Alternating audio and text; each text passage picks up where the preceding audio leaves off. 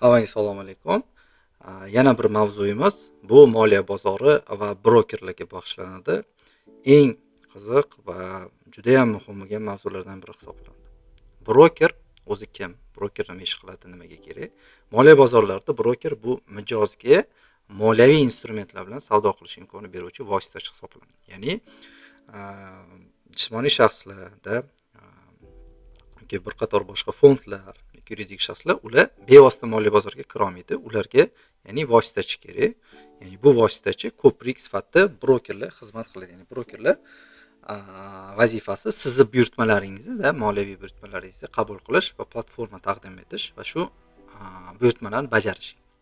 Ya'ni moliya bozoridagi roli shu likvidlik ulashda narx shakllanishda ishtirok etish va mijozlarni buyurtmalarni amalga oshirish. Ya'ni bu brokerning vazifasi moliya bozorida.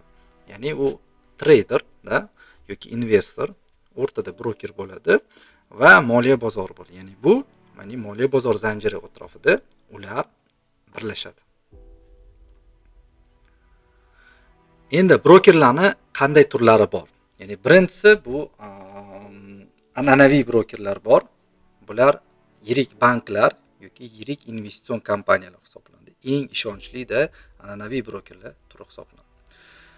Undan so'ng ya'ni onlayn brokerlarimiz bor market makerlarimiz mavjud, ya'ni narx shakllantirishda xizmat qiladigan, likvidnost berib turadigan bozorda ESN va STP brokerlar bor, ya'ni buyurtmalarni to'g'ridan to'g'ri bozorga chiqarib beruvchi brokerlarimiz mavjud. Moliya bozorida regulyatorlar juda ham muhim rol o'ynaydi. Chunki sizni kapitalingiz xavfsizligini aynan regulyator ta'minlab beradi. Shuning uchun brokerlar faoliyatini nazorat qiluvchi tashkilotlar bular regulyator deyiladi. Dunyoda yana FCA bor, Buyuk Britaniyadagi ASIC bor, Avstraliyadagi FINRA, CFTC yoki SEC bu Qo'shma Shtatlarda, Amerikadagi yirik top regulyatorlar hisoblanadi. Ya'ni regulyatsiya nima beradi? Ya'ni mijoz mablag'larining himoyasi, shikoyat mexanizmi bor, brokerlarning shaffof ishlashida.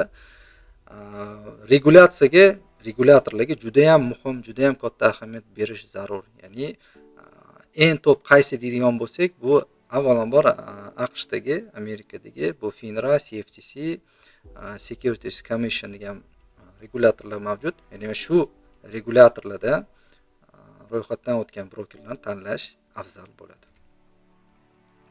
Endi brokerlarning modellari bor. Bularni ham bilib qo'yish muhim.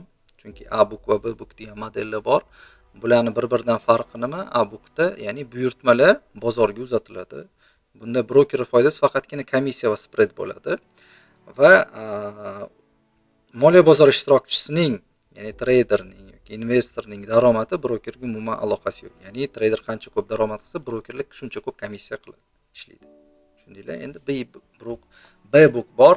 Bunda trader zarar ko'rishi mumkin, broker daromad qiladi bu holatda.